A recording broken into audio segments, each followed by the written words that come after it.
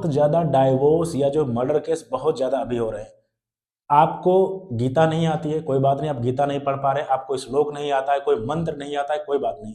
लेकिन present time में अगर जो शादी में 7 वचन होते हैं, उतने ही अगर आपको आते हैं और उनको फॉलो करते हो, आपका ज़िंदगी में कभी भी ब्रेकअप नहीं होगा, कभी भी डाइवोर्स नहीं होंगे और कभी भी आप परेशान नहीं होंगे लाइफ में। आपको सातों वचन 24 घंटे में एक बार ज़रूर दोहराने चाहिए हस्बैंड एंड वाइफ दोनों लोगों को, जिससे एक अलग एनर्जी आपको मिलेगी। और ये कसम होती है, इसमें वर वधु होता है। मैं आपको बताऊं, वर बोलते हैं आदमी को, वधु बोलते हैं किसको, लेडीज को बोलते हैं। और अग्नि का साक्षी लेके 7 फेरे होते हैं, सातों वचन होते हैं, सीक्वेंस से होते हैं, ठीक है। तो इनको आपको ध्यान रखना है। जो इसमें वधु है वो वर से ये 7 वचन लेती है। याद रखना कि हमारे हिंदू धर्म में जो होता क्या है कि पति का दर्जा भगवान का रखा जाता है, लेकिन वो भगवान के लायक होना चाहिए, ठीक है। आप बताते हैं क्या क्या 7 वचन होते हैं, आ जाओ। जो 7 वचन में पहला वचन होता है वो होता है अन्न और पोषण। इसको मैं इंग्लिश में कर सकता था, लेकिन हिंदी की ऑडियंस ज्यादा, इसी वजह से मैं आपको बोल रहा हूँ हिंदी में, ठीक है। जिसमें पहला वचन ये है, मैं हिंदी में बोल रहा हूँ आपको।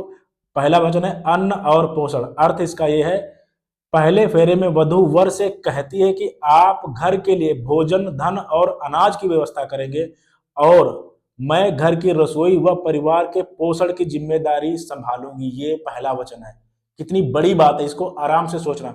दूसरा वचन है शक्ति और स्वास्थ्य। अर्थ इसका यह है, इसमें वधु वर से प्रार्थना करती है कि आप मुझे शारीरिक और मानसिक रूप से मजबूत बनाए रखें और मैं आपके जीवन में सदा आपका सहारा बनूं। यह दूसरा वचन है। कितनी बड़ी बात है। अगर तीसरे वचन की बात करूं, तीसरा वचन है धन और समृद्धि। इसका अर्थ यह है, तीसरे फेरे में वधु वचन मांगती है कि हम मिलकर धन, संपत्ति और ऐश्वर्य बढ़ाएं ताकि हमारा परिवार हमेशा खुशी और समृद्ध रहे। चौथा वचन क्या है? चौथा वचन यह है कि पारिवारिक सुख। इसमें वधु कहती है कि आप परिवार की सभी जिम्मेदारियों को समझें और हर सुख दुख में मुझे अपने बराबर का भागीदार माने और हर निर्णय में मेरी राय ले। कितनी बड़ी बात है, ठीक है। पांचवा वचन क्या है? पांचवा वचन है परिवार और संतान। इसका अर्थ यह है, पांचवें फेरे में वधु वर से कहती है कि आप परिवार के बड़ों का सम्मान करें, घर के कार्यों में सहयोग दें और हम मिलकर अच्छे संस्कार वाली संतान प्राप्त करें, ठीक है। छठा वचन क्या है? स्वास्थ्य और खुशियां। छठे फेरे में वधु वर से वचन मांगती है कि आप मुझे हमेशा खुश रखेंगे, कभी मेरा सामाजिक अपमान नहीं करेंगे और किसी बुरी संगत जैसे जुआ नशा से दूर रहेंगे। कितनी बड़ी बात है।